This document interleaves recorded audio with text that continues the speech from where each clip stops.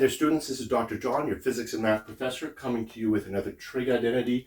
We've got something here that looks pretty convoluted. Sine 2 theta over cos theta plus cos 2 theta over sine theta equals cosecant theta. We've got a bunch of mixed up things here. We've got a double angle sine over a cosine, a double angle cosine over sine. And in these trig identities, we're going to use these four different principles: difference of squares, Pythagoras, double angle, and trig definitions. Here we have the straight up, the left side is more complicated than the right side. So let's take the left side, try to develop the right side out of this. The first one here, sin 2x, 2 sin x cos x. There's really only one basic one for that. However, the cosine double angle has a variety of different functions that you can do. You can have a cosine squared, a sine squared, or both of them mixed together. Use whichever one works for your problem. Here we have a sine in the denominator, so let's use the one that has sine in it mostly. So that would be sine squared theta.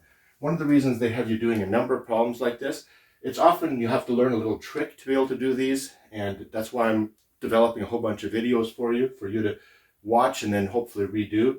But also what happens is if you do these over and over again, you become very familiar with these identities and what you can do with these identities and how you can use those to prove these identities as well. So you'll want to do them over and over again. Try not to just copy them and to learn how to memorize them, even if it's just for 10 seconds.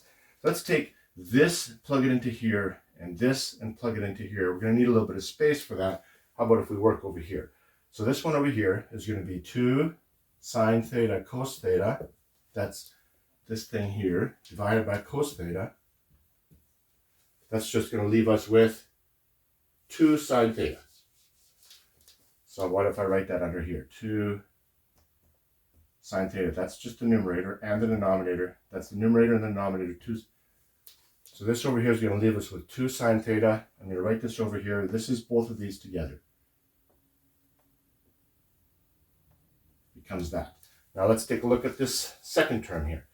We said we were going to use 1 minus 2 sine squared theta, all divided by sine theta.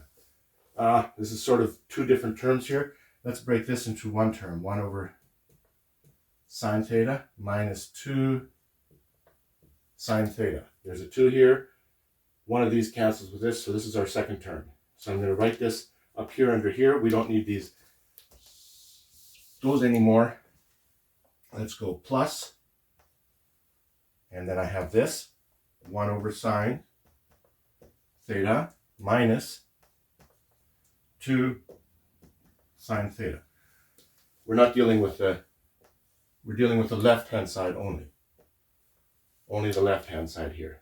So this term here is the same as this term, only this is negative. So we can erase those two terms. Like that. And we're left with this. Well, this is cosecant theta. We've just proved it by using these two trig identities and using the double angle formulas for sine and cosine. It was complicated to begin with. Once we had that, it all fell out. If that helps, like this video, and we'll see you in the next one. Bye-bye.